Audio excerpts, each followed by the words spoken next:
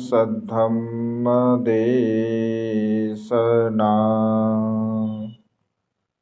सुखा संघससामग्गे समगानं तपो सुखो।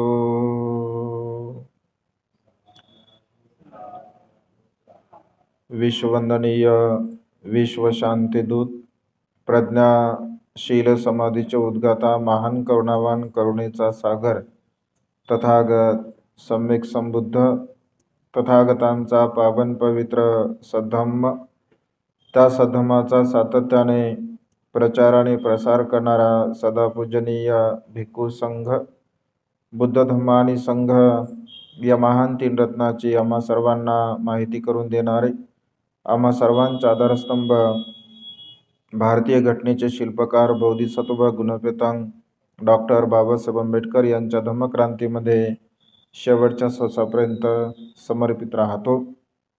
आज या मंगलमय प्रसंगी या धम्मसंस्काराच्या निमित्ताने उपस्थित पूजनीय भंते मेहतानंदजी व सर्व विश्वशांती बुद्ध विहारातील सर्व श्रद्धा संपन्न उपासक उपासिका, त्याचप्रमाणे सातत्याने प्युरिटी ऑफ माइंड या आपल्या यूट्यूब चॅनलच्या द्वारा सातत्याने धम्मदेशना श्रवण करणारे सर्व श्रद्धा संपन्न उपासक उपासिका, आपणा सर्वांच्या प्रती अनंत अनंत मंगलकामना मंगलमैत्री भावना व्यक्त करतो व तुम्हा सर्वांच्या हितासाठी सुखासाठी आणि कल्याणासाठी तथागतांच्या मंगलमय वाणीला देशनेला वर्षावासाच्या पवित्र अशा कालखंडामध्ये तथागतांच्या मूळ वाणीला अनुसरून भगवंतांची धम्मदेशना आपण श्रवण करत आहोत।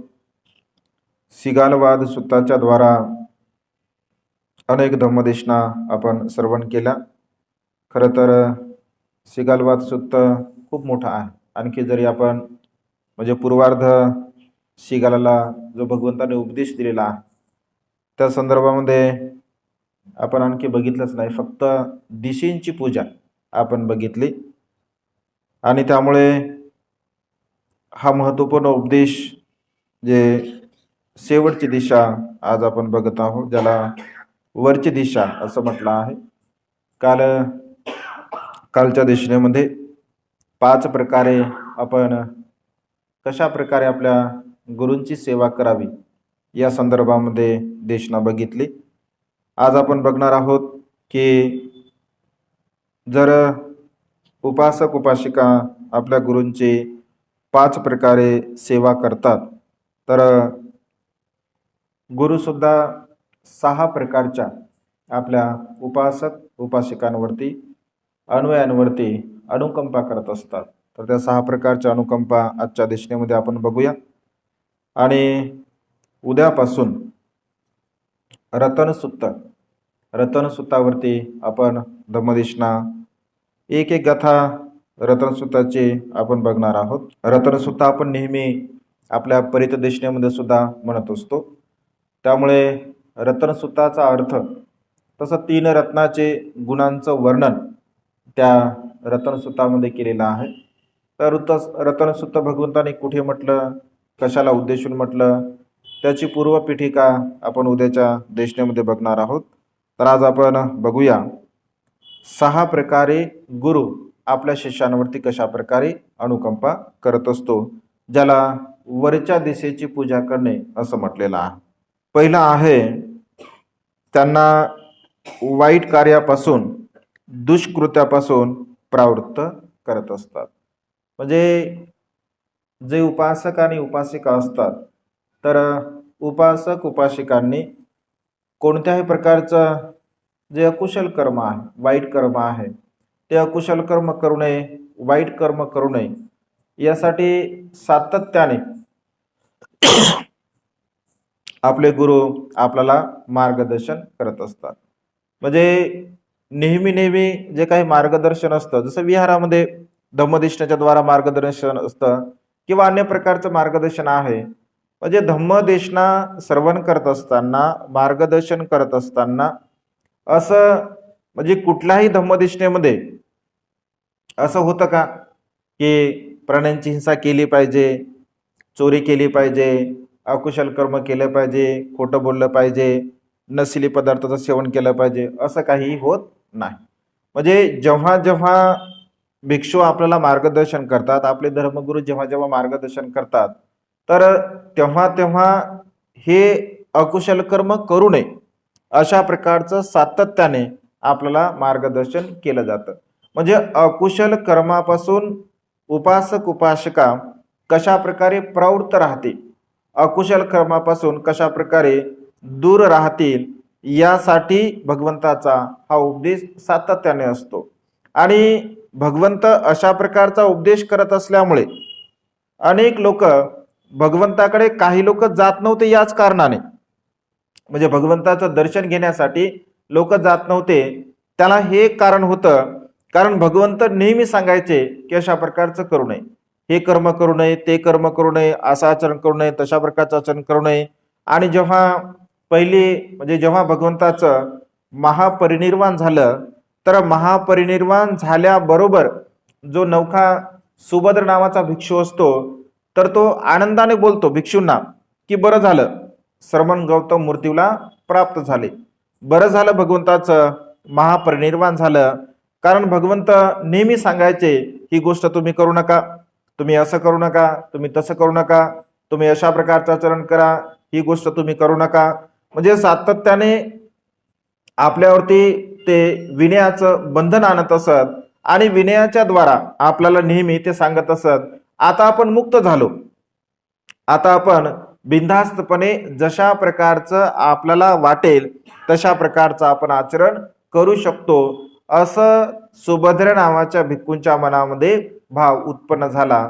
तर भिक्षूंच्या मनामध्ये सुद्धा कधी कधी अशा प्रकारचा भाव उत्पन्न होत होता, कारण विनयाच्या संदर्भामध्ये, आणि विनयाच्या संदर्भामध्ये उत्पन्न होत असल्यामुळे अनेक भिक्षूंना सुद्धा तसं वाटायचं. कारण भगवंत जिथे कुठे अगदी थोडीशी जरी समजून घ्या भिक्षूंची चूक झाली असेल, तर तात्काळ क्षणी त्या ठिकाणी भिक्षूंना भगवंत सांगत की अशा अशा प्रकारचं कर्म करू नये. आणि उपासकांना सुद्धा भगवंत नेहमी नेहमी, म्हणजे जे उपासक उपासिका श्रेष्ठी महाश्रेष्ठी राजे राण्या भगवंताकडे येत असत, तर तेव्हा तेव्हा भगवंताने त्यांना त्या दुःखातून मुक्त केला आहे. अनेक उदाहरणं आपल्याला बौद्ध साहित्यामध्ये पाहायला मिळतात. भट्टाचार्याचं उदाहरण आपल्याला पाहायला मिळतं, जिचा पती वारतो, जिचे मुलं वारतात, जिचे माता पिता वारतात, जिचे बहीण भाऊ वारतात. म्हणजे अशा प्रकारच्या दुःख स्त्रीला भगवंताने धमामध्ये प्रतिष्ठित केलं. केवळ धमामध्ये प्रतिष्ठित नाही केलं, तर विनयामध्ये पटाचारा अग्र होते. ज्याप्रमाणे उपाली भंते भिक्खूंमध्ये अग्र होते, अगदी तशा प्रकारे पटाचारा भिक्खुनीमध्ये अग्र होते. तर अशा प्रकारे असंख्य दुःखी कष्टी जे उपासक उपासिका भगवंताच्या काळामध्ये होते, आजही वर्तमान काळामध्ये सुद्धा असे अनेक लोक दुःखी आहेत, कष्टी आहेत. तर अशा प्रकारच्या दुःखी आणि कष्टी लोकांना भगवंताचा धम्म हा सहाय्यक ठरत असतो. मग त्यामध्ये कधी कधी भिक्षूंचं मार्गदर्शन सुद्धा ठरत असतं. एक पुण्याचं उदाहरण आहे की मार्गदर्शन केल्यामुळे मनुष्याच्या जीवनामध्ये म्हणजे कशा प्रकारचं परिवर्तन होत असते. एक पुण्यामध्ये उपरवट परिवार आहे, त्या आईकडे आम्ही सातत्याने जात असतो. अगदी त्यांचा एकुलता एक मुलगा, जे तरुण मुलगा, जे 20-25 वर्षाचा मुलगा ऐन तारुण्यामध्ये मृत्यूला प्राप्त झाला. त्यांना एक मुलगी आहे. तर तारुण्यामध्ये मुलगा मृत्यूला प्राप्त झाल्यानंतर मग आता साहजिक आहे, एकुलता एक मुलगा जर मृत्यूला प्राप्त झाला असेल तर मनाची मानसिकता ही अत्यंत चंचल होते. आणि त्यांच्यासोबत धम्म असल्या कारणाने मग सातत्याने त्या धम्मदेशना वगैरे श्रवण करत असत. आणि धम्मदेशना श्रवण करत असल्यामुळे त्यांनी ह्या गोष्टीला जाणलं की मनुष्य जिथे जिथे जन्म आहे तिथे ते मृत्यू आहे, भंतेजी नेहमी सातत्याने सांगतात. आणि अशा प्रकारच्या या दुःखातून त्यांना मुक्त होण्यासाठी जेव्हा आम्ही त्यांच्याकडे पहिल्यांदा गेलो, तर त्यांनी स्पष्टपणे अशी कबुली केली, भंतेजी जर धम्मदेशना आम्ही श्रवण केल्या नसत्या तर माझ्या मनाची मानसिकता एवढी खराब होते, एक क्षण मला असं वाटायचं की मी आत्महत्या करू काय, की कारण माझ्या जीवनामध्ये काहीच नाही आहे. माझा एकुलता एक तरुण मुलगा मृत्यूला प्राप्त झाला आहे आणि मला असं वाटायचं की मी आत्महत्या करू. परंतु सातत्याने जेव्हा जेव्हा आम्ही भिक्खू संघाच्या धम्मदेशना श्रवण केल्या आणि हळूहळू आमच्या मनामध्ये परिवर्तन झालं. आज घडीला भंतेजी माझी मानसिकता अशी आहे की त्या दुःखाला मी पूर्णपणे समजून घेतला आहे. म्हणजे भिक्षूंचं जे मार्गदर्शन असतं, भंतेचं जे मार्गदर्शन असतं, तर उपासक उपासिका जेव्हा जेव्हा दुःखामध्ये असतात, जेव्हा जेव्हा त्यांच्या जीवनामध्ये अनेक प्रकारचं दुःख असतं, आता अनेक प्रकारच्या अशा प्रकारच्या कमेंट येतात लोकांच्या, अनेक प्रकारचे फोन येतात, कारण त्यांच्या मनामध्ये अनेक लोक दुःखी आहेत, अनेक लोक कष्टी आहे, वेगवेगळ्या प्रकारच्या दुःखाने मनुष्य ग्रासलेला आहे. अनेक प्रकारचे दुःख असतात, पारिवारिक दुःख असतात, स्वतः वैयक्तिक दुःख असतात किंवा अन्य प्रकारचे वेगवेगळ्या प्रकारचे दुःख मनुष्यांच्या जीवनामध्ये असतात. आणि त्यामुळे सातत्याने आपल्याला जे मार्गदर्शन करत असतात, कारण भगवंत असे म्हणतात की कल्याण मित्र आपल्या जीवनामध्ये असणं अत्यंत गरजेचं आहे. आणि भिक्षू सारखा कल्याण मित्र, धर्मगुरू सारखा कल्याण मित्र आपल्या जीवनामध्ये दुसरा कोणीही असू शकत नाही.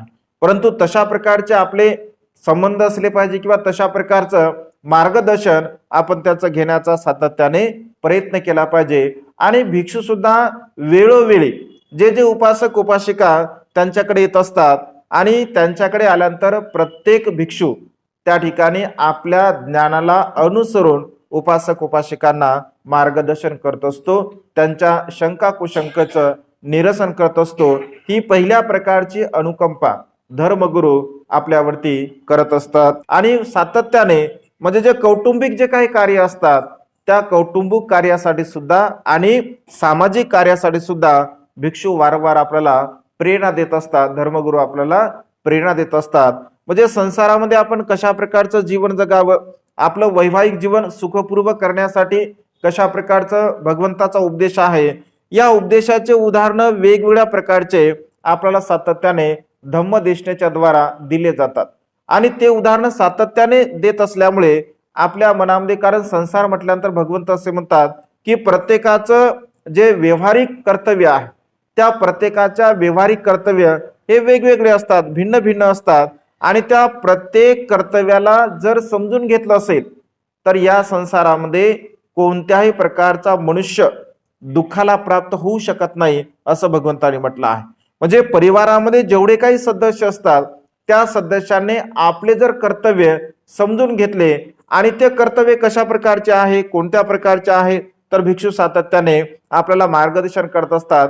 भगवंत असे म्हणतात की पत्नीचं कर्तव्य जर पत्नीने सातत्याने योग्य प्रकारे जर पार पाडलं असेल तर घरामध्ये कुठल्याही प्रकारचा वाद होत नाही, विवाद होत नाही. पतीने आपले जे काही कर्तव्य आहे ती सर्व प्रकारची कर्तव्य जर योग्यपणे पार पाडले तर त्या घरामध्ये वाद होत नाही. आपल्या घरामध्ये मुलं असतील, मुली असतील, म्हणजे घरामधील प्रत्येक सदस्याने जर आपले कर्तव्य, आपलं कार्य अत्यंत व्यवस्थितपणे, चोखपणे जर पूर्ण केलं असेल तर घरामध्ये कधी वाद होत नाही, कधी विवाद होत नाही, तंटा होत नाही, भांडण होत नाही आणि कुठल्याही प्रकारची समस्या आपल्या घरामध्ये निर्माण होऊ शकत नाही. आणि त्यामुळे भगवंताने सांगितलेला जो उपदेश आहे या उपदेशाला आपण जाणलं पाहिजे, आपण समजून घेतलं पाहिजे. कारण कौटुंबिक जे काही आपले कर्तव्य असतात तर ते कर्तव्य आपण पूर्ण करण्याचा प्रयत्न केला पाहिजे. आणि सामाजिक दृष्टिकोनातून सुद्धा आपलं नैतिक कर्तव्य आहे. भगवंत असे म्हणतात की सामाजिक दृष्टिकोनातून सुद्धा बाबासाहेब असं म्हणतात की ज्या समाजामध्ये माझा जन्म झाला आहे त्या समाजाचा उद्धार करणे हे माझं नैतिक असं कर्तव्य आहे. आणि ते नैतिक कर्तव्य म्हणून, कारण बाबासाहेब असं म्हणतात की ही सगळी जबाबदारी शिकलेल्या लोकांची आहे. म्हणजे शिकला सवरलेला जो समाज आहे या समाजाने अडाणी अज्ञानी बांधवांसाठी आपलं ज्ञान खर्ची घातलं पाहिजे. आपल्याकडे जे काही ज्ञान आहे तर त्या ज्ञानाचा उपयोग समाजासाठी आपण केला पाहिजे. ज्यांच्याकडे ज्ञान आहे त्यांनी ज्ञान देण्याचा प्रयत्न केला पाहिजे. ज्यांच्याकडे वेळ आहे त्यांनी वेळ देण्याचा प्रयत्न केला पाहिजे.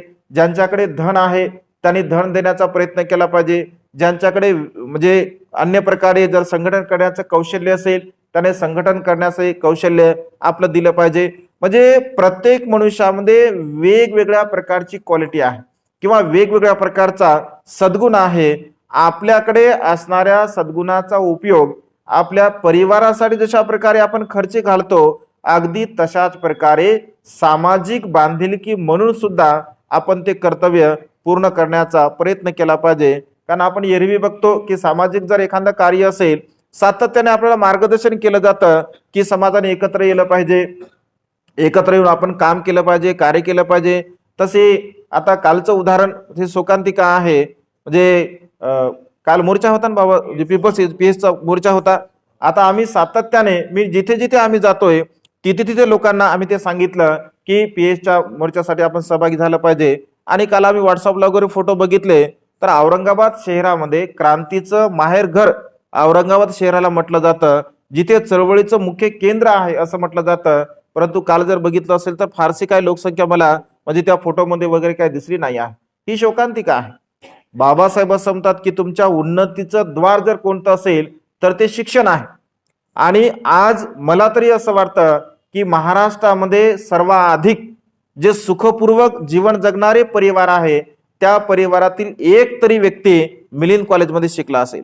आणि मिलिंद कॉलेजमध्ये शिकून मग त्यांनी सामाजिक चळवळीची प्रेरणा घेतली असेल, एज्युकेशनची प्रेरणा घेतली असेल, धार्मिक कार्याची प्रेरणा घेतली असेल, किंवा अन्य प्रकारे आपल्या परिवारासाठी कुठल्या प्रकारे कुठेतरी ते जॉब करत असतील. आणि त्यामुळे अशा प्रकारचं बाबासाहेबांचं जे कार्य आहे किंवा बाबासाहेबांनी ज्या कार्याची मुहूर्तफेड रोवली आहे, तर त्या चळवळीला जिवंत ठेवणं, बाबासाहेब असं म्हणतात जागृतीचा विस्तव हा सतत तेवत ठेवला पाहिजे. जागृतीचा विस्तव हा कधीही शांत नाही झाला पाहिजे. आणि जागृतीचा विस्तव जर सतत आपल्याला ठेवायचा असेल तर ही धम्म चळवळ आणि सामाजिक चळवळ आपल्याला सातत्याने समोर न्यायची आहे. एकदा म्हणजे एवढ्या मोठ्या महत् प्रयासाने बाबासाहेबांनी हे मिलिंद कॉलेज निर्माण केलं बघा. महत् प्रयासाने त्या काळामध्ये बाबासाहेबांना अत्यंत वेगवेगळ्या प्रकारचे आजार होते, बाबासाहेबांना कुठल्या प्रकारचं कार्य करता येत नव्हतं, तरी सुद्धा बाबासाहेबांनी सर्वस्व वेळ मिलिंद कॉलेजसाठी म्हणजे दिलेला आहे. वेगवेगळ्या प्रकारचे फंड त्या काळामध्ये बाबासाहेबांनी गोरगरिबाकडून निर्माण केले आहे, उभे केले आहे. आणि एवढं मोठं वैभव त्या ठिकाणी निर्माण केलं आहे.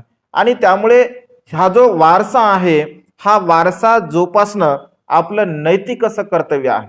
हा वारसा ढळमूळ न देणं, नष्ट न होऊ देणं आपलं नैतिक कर्तव्य आहे. आणि त्यामुळे सामाजिक बांधिलकी म्हणून आपण सातत्याने हे कार्य करण्याचा प्रयत्न केला पाहिजे. आणि हे आपलं नैतिक कर्तव्य आहे. हे नैतिक कर्तव्य आज जर आपण पूर्ण करत असेल तर येणाऱ्या पिढीला आपण काय देणार आहोत, येणाऱ्या पिढीला आपण आदर्श म्हणून काय देणार आहोत, किंवा आपण काहीतरी केलं अशा प्रकारे येणाऱ्या पिढीला आपण काय दाखवणार आहोत. आणि त्यामुळे सातत्याने कौटुंबिक कार्यासाठी जेवढा आपण वेळ देत असतो तेवढाच वेळ आपण सामाजिक कार्यासाठी दिला पाहिजे. सामाजिक कार्यासाठी आपण समोर येण्याचा प्रयत्न केला पाहिजे. आणि त्यामुळे आपल्या जीवनामध्ये हे अत्यंत महत्वपूर्ण आहे. आपण अशा प्रकारचं जर आचरण करत असेल, अनुसरण करत असेल आणि अशा प्रकारचं मार्गदर्शन वारंवार भिक्षू आपल्याला करत असतात, कारण त्यांची आपल्यावरती ही दुसऱ्या प्रकारची अनुकंपा असते. म्हणजे सातत्याने धर्मगुरू आपल्या प्रती मंगल मैत्रीची भावना करतात. आपल्या जीवनामध्ये कोणत्याही प्रकारचं दुःख येऊ नये, आपल्या जीवनामध्ये कोणत्याही प्रकारचं संकट येऊ नये. आणि त्यामुळे सातत्याने आपल्या प्रती मंगल मैत्रीची भावना नेहमी भिक्षू करत असतात. जिथे जिथे भिक्षू म्हणजे वास्तव्य करत असतात तिथे तिथे मंगल मैत्रीची भावना भिक्षू करत असतात. म्हणजे कारण भिक्षूंचं जीवन हे उपासकांवरती डिपेंड आहे.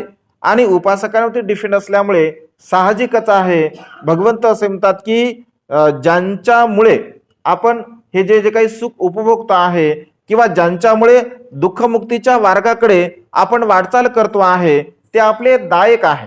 आणि दायकासाठी आपण सदा सर्व काळ मंगल मैत्रीची भावना केली पाहिजे.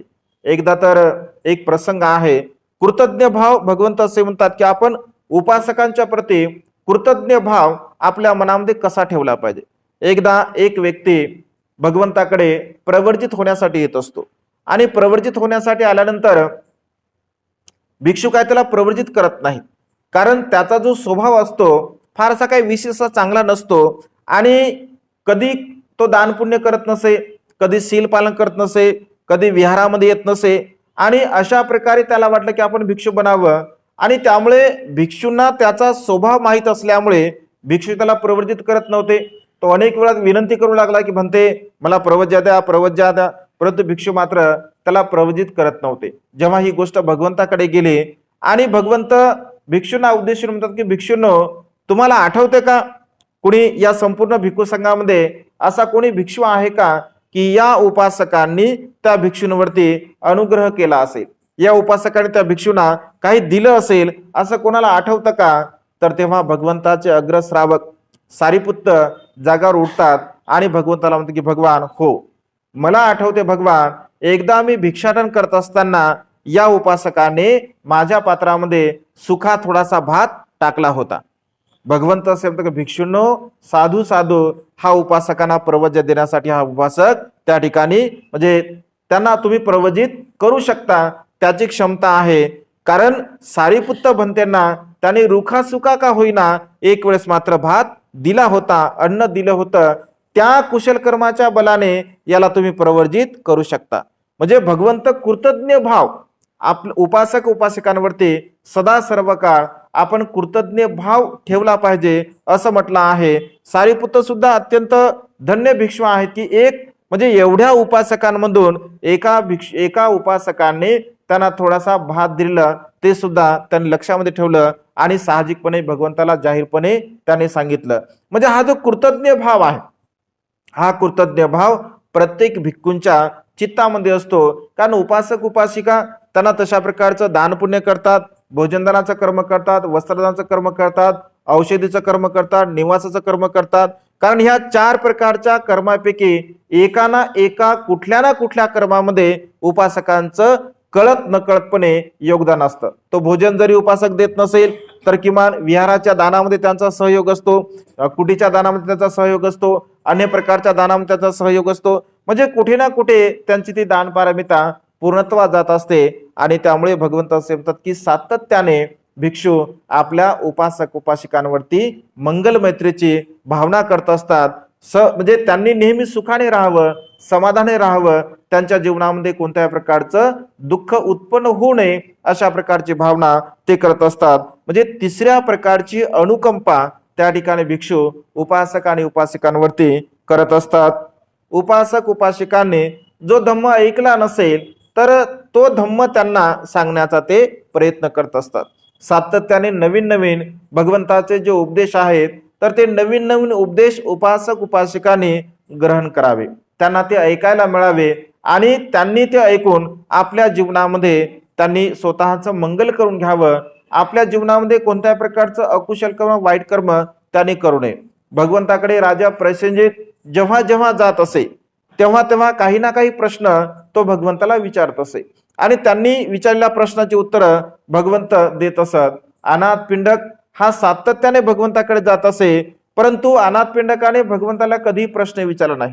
कारण अनाथ पिंडक अशा प्रकारचा विचार करे की भगवंत शाक्य कुळातील आहेत, ते अत्यंत सुकुमार आहेत, ते राजकुमार आहेत आणि ते सुकुमार असल्या कारणाने आपण त्यांना प्रश्न विचारू नये. प्रश्न विचारल्यामुळे उगाच भगवंताला त्रास होईल, भगवंत पुन्हा देशना देतील. अशा प्रकारे अनाथ पिंडकाच्या मनामध्ये भगवंताच्या प्रती असा श्रद्धाभाव होता. अत्यंत करुणेने तो भगवंताकडे पाहत असे आणि भगवंताला आपल्याकडून कोणत्याही प्रकारचा त्रास होऊ नये अशा प्रकारे तो विचार करे. आणि त्यामुळे बौद्ध साहित्यामध्ये असा एकही प्रसंग नाही आहे की अनाथ पिंडकाने भगवंताला एखादा प्रश्न विचारला असेल.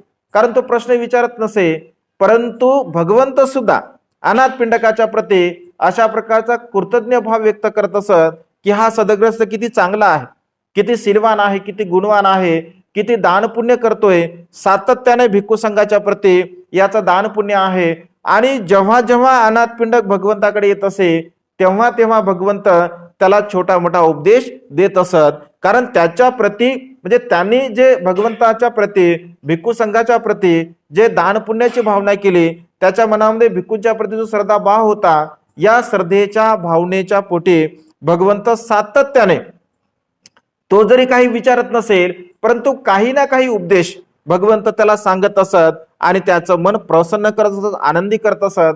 आणि त्यामुळे अनेक उपदेश भगवंताने अनाथ पिंडकाला उद्देशून बौद्ध साहित्यामध्ये दिलेले आहेत. असे अनेक उपदेश आहेत. आणि त्यामुळे कारण हा जो कृतज्ञ भाव आहे, हा कृतज्ञ भाव भिक्खूंच्या मनामध्ये असतो आणि ज्या ज्या उपासकांना जो जो आवश्यक उपदेश आहे किंवा जे जे काही त्यांचे प्रश्न असतील, शंका असतील, कुशंका असतील, तर आपल्या ज्ञानाला अनुसरून भिक्षू त्या ठिकाणी त्यांच्या मनामध्ये त्या शंका निरसन करण्याचा प्रयत्न करत असतात आणि सातत्याने नवीन नवीन त्यांनी जे कधी ऐकलं नसेल अशा प्रकारचा उपदेश त्यांना सांगण्याचा प्रयत्न करत असतात. ही चौथी प्रकारची अनुकंपा उपासकांवरती भिक्षू धर्मगुरू त्या ठिकाणी करत असतात. पुन्हा पुन्हा वारंवार म्हणजे धम्माच्या प्रती वारंवार ज्या काही शंका कुशंका असतील त्या शंका कुशंकाचं ते निरसन करतात. नव्याने वेगवेगळ्या प्रकारे त्यांना धम्मोपदेश करत असतात. एखादा प्रसंग झाला असेल तो जर समजला नसेल तर पुन्हा दुसऱ्या प्रसंगाने जसं मिलिंद प्रश्नाचं आपण उदाहरण घेतो. म्हणजे मिलिंद राजा भंते नागसेनला एखादा प्रश्न विचारतो आणि तो म्हणतो की भंते मला काय बरोबर समजलं नाही, एखादी आपण उपमा द्यावी. भंते नागसेन पुन्हा त्याच्यावरती उपमा देतात. पुन्हा तो म्हणतो की मला नाही समजलं, पुन्हा उपमा देतात. म्हणजे एक उपमा असेल, दोन उपमा असेल, तीन उपमा असेल, चार चार उपमा, पाच पाच, सहा सहा उपमा देऊन भंते नागसेनने मेंढक प्रश्न सोडवले आहे. म्हणजे मेंढक प्रश्नाची उत्तर त्यांना दिली आहे. वास्तविक पाहता राजा मिलिंद एवढा बुद्धिमान होता, एवढा ज्ञानी होता, अगदी पहिल्याच उत्तरामध्ये त्याला ते सर्व काही समजत असे, परंतु भंते आणखी किती चांगल्या प्रकारे समजून सांगू शकतात हे पाहण्यासाठी तो भंतेना वारंवार उपमेच्या द्वारा समजावून सांगा अशा प्रकारचं म्हणत असे. म्हणजे त्या ठिकाणी भिक्षू कंटाळत नाही. म्हणजे भगवंताच्या काळामध्ये सुद्धा धम्मदेशना करण्यासाठी भिक्षू कधी कंटाळलेलं उदाहरण आपल्याला आठवत नाही. वर्तमान काळामध्ये सुद्धा असं कधी होत नाही की एखाद्या उपासकाने इच्छा व्यक्त केली की भंते आम्हाला धम्मदेशना श्रवण करायची आहे. मला तरी असं वाटत नाही की एखादा भिक्षू असं म्हणेल की आता काय माझी इच्छा नाही आहे, प्रवचन करण्याची माझी इच्छा नाही, धम्मदेशना करण्याची माझी इच्छा नाही, मी काय धम्मदेशना करणार नाही. असं कधीतरी होत नाही असं मला तरी वाटतं. कारण धम्मदेशना करणे हे पुण्याची गोष्ट आहे. सब्बदानं धम्मदानं जिनाते असं भगवंत म्हणतात. धम्मदान हे सर्वश्रेष्ठ दान आहे. धम्मदानासारखं दान पुण्य अन्य कुठल्याही प्रकारचं नाही आहे. दानामध्ये सर्वश्रेष्ठ धम्मदान असं भगवंताने म्हटलं आहे. जसं तुम्ही कुशल कर्म करता, पुण्यकर्म करता, तसं आम्ही सुद्धा आमच्या जीवनामध्ये धम्मदानाचं हे पुण्यकर्म करत असतो. सातत्याने आमची ही जी दान पारमिता आहे धम्मदान देण्याची, ही दान पारमिता पूर्णत्वात जात असते. कारण दानामध्ये सर्वश्रेष्ठ दानाला भगवंताने सब्बदानं धम्मदानं जिनाती असं म्हटलं आहे. आणि त्यामुळे उत्साहपूर्वक म्हणजे देशना देत असताना अगदी भिक्षू उत्साहपूर्वक त्या ठिकाणी आम्ही देशना म्हणजे देत असतो. आता तर म्हणजे यापूर्वी तरी समजून घ्या असं फारसं काही म्हणजे धम्मामध्ये असणारं जे बल आहे या बलाची अनुभूती म्हणजे आली नाही. कारण तसा काय प्रसंगच आला नाही. जसं समजून घ्या वर्षावासामध्ये एका ठिकाणी प्रवचन करायचं झाला आपला कार्यक्रम, एखाद्या ठिकाणी कार्यक्रम करायचा. परंतु आता जेव्हा आम्ही धम्म दौऱ्यावरती जात असतो तसं मी नेहमी सांगतो की धम्म बल मनुष्याला किती महत्वपूर्ण आहे. धम्म बल जर मनुष्यामध्ये असेल तर मनुष्य म्हणजे किती उत्साही असतो आणि उत्साहपूर्वक मनुष्य त्या ठिकाणी धम्मदेशना देत असतो. आता आम्ही 300 400 किलोमीटरचा प्रवास करतोय आणि प्रवास करून पुन्हा प्रवास केल्याबरोबर डायरेक्ट लोक स्वागत करतात. स्वागत केले की डायरेक्ट भोजन झाले की डायरेक्ट स्टेजवरती एक 3-4 जण आम्ही फिरत असेल तर किमान पाऊण तास 1 तास प्रवचन होतात. म्हणजे 4 तास, किमान 4 तास एका ठिकाणी स्टेजवरती 4 तास आम्ही बसून राहतो. गाडीमध्ये 3-4 तास बसून राहतो, स्टेजवरती पुन्हा 3-4 तास बसून राहतो, पुन्हा लगेच गाडीमध्ये बसून दुसऱ्या ठिकाणी जायचं असतं, तिथे 1-2 घंटे समजा गाडीमध्ये बसून राहतो, पुन्हा त्या ठिकाणी प्रवचन येतो. म्हणजे अशा प्रकारे सातत्याने कंटिन्यू जरी प्रवास केला असेल तरी सुद्धा जिथे कुठे जातो तिथे मात्र तेवढ्याच प्रसन्नतेने तेवढ्याच उत्साहाने धम्मदेशना आम्ही देत असतो. कारण हे धम्मबल आहे. या धम्मबलाची अनुभूती आम्हाला या धम्म दौऱ्यामध्ये आलेली आहे. कारण धम्मदेशना देत असताना असं कधी होत नाही की धम्मदेशना आता आम्ही देणार नाही आहे किंवा असं कधीच होत नाही. म्हणजे तो उत्साह जो असतो धम्मदेशना देण्याचा जो उत्साह असतो तर तो जे पुण्यकर्म आहे. कारण आपल्याला माहित आहे की धम्म दान करणे हे सर्वश्रेष्ठ दान आहे, हे पुण्यकर्म आहे, कुशल कर्म आहे. मी तर स्वतःला धन्य समजतो की भगवंताची वाणी म्हणजे लोकांना सांगण्याची ही संधी आपल्याला प्राप्त झालेली आहे. जर समजून घ्या संसारामध्ये जर असतो तर कदाचित धम्म ऐकण्याची संधी प्राप्त झाली नसते. परंतु पुण्य असेल, कुठेतरी थोडंफार केलं असेल पुण्यकर्म, आईवडिलांचं ते कुशल कर्म असेल, पुण्यकर्म असेल, आणि त्यामुळे म्हणजे माता पित्यांना सुद्धा मी नेहमी धन्यवाद देतो, कारण त्यांच्यामुळे म्हणजे हे जे जीवन लाभलं आणि त्यांच्यामुळे एक चांगल्या प्रकारचं कुशल कर्म करण्याची, पुण्यकर्म करण्याची संधी उपलब्ध झाली. कारण धम्माची देशना देणे, बाबासाहेब असं म्हणतात, या जगामध्ये सर्वात पवित्र जर असं कार्य कोणतं असेल तर ते पवित्र कार्य म्हणजे बौद्ध धम्माचा प्रचार आणि प्रसार करणे. याच्यासारखं पवित्र कार्य कोणत्याही प्रकारचं नाही. बाबासाहेब असं, मला जर उर्वरित आयुष्य लाभलं तर बुद्ध धम्माचा प्रचार आणि प्रसार करण्यासाठी मी माझं आयुष्य खर्च घालण्याचा प्रयत्न करेल, कारण त्याच्यासारखं पुण्यकर्म, त्याच्यासारखं कुशल कर्म अन्य कुठल्याही प्रकारचं नाही. आणि सातत्याने भिक्खूंच्या मनामध्ये हा भाव असतो की आपण उपासक उपासिकांना वेगवेगळ्या प्रकारची धम्मदेशना दिली पाहिजे, वेगवेगळ्या प्रकारचा धम्म उपदेश आपण लोकांना सांगितला पाहिजे. कारण त्यामुळे काय होतं की आपल्या ज्ञानामध्ये सुद्धा भर पडते, आपलं ज्ञान सुद्धा वाढते, आपल्या ज्ञानामध्ये विकास होतो, आणि उपासकांना आपल्याला काहीतरी नवीन सांगायचं आहे, त्यामुळे आपण सुद्धा चिंतन मनन करतो, वाचन करतो, अभ्यास करतो, कारण आपल्याला काहीतरी नवीन सांगायचं आहे. हा भाव आपल्या चित्तामध्ये असला पाहिजे, आणि सदा सर्व काळ भिक्खूंच्या चित्तामध्ये अशा प्रकारचा भाव असतो. आणि उपासक उपासिकांना सातत्याने भगवंताची नवीन नवीन देशना ऐकण्यासाठी, देशना देण्यासाठी ते प्रेरित असतात. त्यांच्या शंका कुशंकाचं जे काही निरसन आहे, आपल्या ज्ञानाला अनुसरून त्यांच्या शंका कुशंका सुद्धा ते निरसन करत असतात. ही पाचव्या प्रकारची अनुकंपा त्या ठिकाणी भिक्षू आपल्या उपासक उपासिकांवरती करत असतात.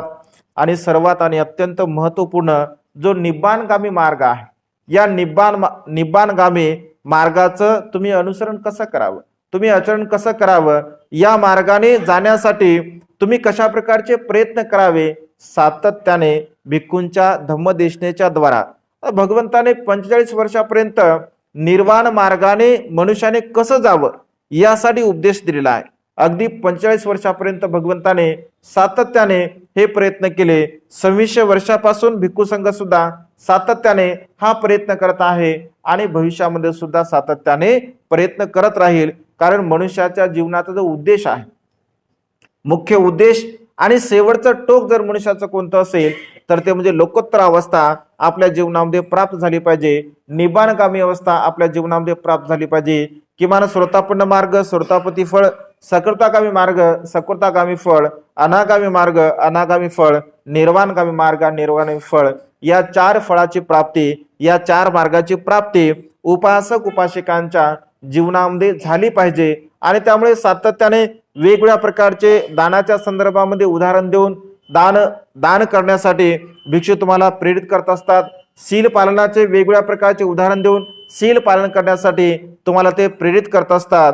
समाधी भावनेचा अभ्यास करावा म्हणून सातत्याने बुद्ध काळातील उदाहरण देऊन तुम्हाला ते प्रेरित करत असतात. म्हणजे आपल्या जीवनामध्ये निर्वाणगामी मार्गाने उपासक उपासिकाने कशा प्रकारे जावं, उपोषणशील सातत्याने तुम्हाला ते देतात. उपोषणशीलाचं तुम्ही आचरण करावं, अनुसरण करावं, हे नेहमी मार्गदर्शन करत असतात. कारण मनुष्याच्या जीवनामध्ये निर्वाणगामी अवस्था प्राप्त करणे आणि त्या मार्गाचं अनुसरण करणे हा शेवटचा आपल्या जीवनाचा उद्देश असला पाहिजे. भिक्षूच्या जीवनाचा सुद्धा तोच उद्देश असला पाहिजे किंवा आणि आहे, आणि उपासकांच्या जीवनात सुद्धा तोच उद्देश असला पाहिजे की माझ्या जीवनामध्ये माझ्या सर्व प्रकारच्या तृष्णा कशा प्रकारे नष्ट होतील, माझ्या चित्तातील राग असेल, द्वेष असेल, लोभ असेल, मोह असेल, मीपणा, अहमपणा, गर्व, ईर्ष्या, या सर्व प्रकारच्या विकाराला मी कशा प्रकारे नष्ट करू, काम वासनेला, जे काय काम वासना आहे, काम वासनेला पूर्णपणे कशा प्रकारे नष्ट करू, जे भवतृष्णा आहे, विभवतृष्णा आहे, कामतृष्णा आहे, या सर्व प्रकारच्या तृष्णेला मी कशा प्रकारे नष्ट करू, हा भाव सातत्याने भिक्षू आपल्या मनामध्ये धम्मदेशनेच्या द्वारा निर्माण करत असतात. म्हणजे ह्या 6 प्रकारच्या अनुकंपा उपासक उपासिका 5 प्रकारच्या अनुकंपा भिक्षूंवरती करतात. सातत्याने त्यांची खूप चांगल्या प्रकारे सेवा करतात. त्यांना सर्व प्रकारे जे काही म्हणजे भौतिक जे काही सुखसुविधा आहे त्या सर्व प्रकारच्या सुखसुविधेने त्यांची योग्य प्रकारे सेवा करतात. आणि त्या सेवेच्या बदल्यामध्ये म्हणजे अनुकंपा म्हणून, एक कृतज्ञ भाव म्हणून भिक्षू सुद्धा त्यांच्यावरती 6 प्रकारच्या ह्या अनुकंपा करत असतात. कारण आपल्याला भगवंत सिगाला उपदेश करताना सांगतात की सिगाल, जर तुला तुझ्या जीवनामध्ये तुझ्या पित्याने सांगितलेला जो मार्ग आहे किंवा तुझ्या पित्याने सांगितलेली दिशेची जी पूजा आहे, या दिशेची पूजा जर तुला करायची असेल तर सातत्याने तू अशा प्रकारचे कुशल कर्म केले पाहिजे, पुण्यकर्म केले पाहिजे आणि गुरूंची सुद्धा तू खूप चांगल्या प्रकारे सेवा केली पाहिजे. कारण सिगाल माता पिता जरी धार्मिक होते तरी सिगाल मात्र धार्मिक नव्हता आणि त्याचं जीवन धार्मिक बनावं, तो धम्मिक बनावा, या दृष्टिकोनातून भगवंत व्यवहारिक दृष्टिकोनातून सिगालला तो उपदेश समजावून सांगण्याचा प्रयत्न करत असतात. आणि सिगाल सुद्धा भगवंताच्या या श्रेष्ठ उपदेशाला जाणतो, धारण करतो आणि त्यानुसार जीवन जगण्याचा तो प्रयत्न करत असतो. म्हणजे अशा पद्धतीने पूर्व दिशेची पूजा, दक्षिण दिशेची पूजा, उत्तर दिशेची पूजा, पश्चिम दिशेची पूजा, खालची दिशा आणि वरची दिशा, या 6 प्रकारच्या दिशेच्या संदर्भामध्ये आपण थोडक्यामध्ये विश्लेषण बघितलं आहे. या 6 दिशेची पूजा मनुष्याने कशा प्रकारे करावी, जर मनुष्याने या 6 प्रकारच्या दिशेची जर पूजा केली असेल तर संसारामध्ये जीवन जगणारा प्रत्येक मनुष्य अत्यंत सुखाच्या मार्गाकडे जाऊ शकतो. कारण या दिशा जरी आपल्याला दिसत असतील परंतु भगवंताने या दिशेच्या द्वारा जो उपदेश केला आहे तो उपदेश मात्र अत्यंत अनमोल असा उपदेश आहे आणि व्यवहारिक दृष्टिकोनातून आहे. व्यवहारामध्ये आपण कशा प्रकारचं आचरण करावं, व्यवहारामध्ये आपण कशा प्रकारचं जीवन जगावं, मित्रत्वासोबत आपला व्यवहार कसा असावा, पती पत्नीसोबत आपला व्यवहार कसा असावा, आपल्या मुलांसोबत आपला व्यवहार कसा असावा, आपल्या शेजाऱ्या पाजाऱ्यांसोबत आपला व्यवहार कसा असावा, म्हणजे व्यवहारिक दृष्टिकोनातून संसारामध्ये जे लोक आपल्या संपर्कामध्ये असतात, संपर्कामध्ये येतात, त्या लोकांसोबत आपला व्यवहार कशा प्रकारे असावा हा अत्यंत सविस्तरपणे भगवंताने सिगालला उपदेश दिला होता आणि तो उपदेश आपण श्रवण केलेला आहे. आजच्या या मंगलमय प्रसंगी या दिशेच्या संदर्भामध्ये आपण आपला या सिगालवादाच्या संदर्भामध्ये उपदेश या ठिकाणी संपन्न झालेला आहे. उद्यापासून आपण रतन सुत्ताच्या संदर्भामध्ये देशना श्रवण करणार आहोत. आजच्या मंगलमय प्रसंगी अधिक न बोलता ही छोटीशी धम्मदेशना संपन्न करतो. सर्वांचं मंगल हो, सर्वांचं कल्याण हो, सर्वांना दीर्घायुष्य लाभ.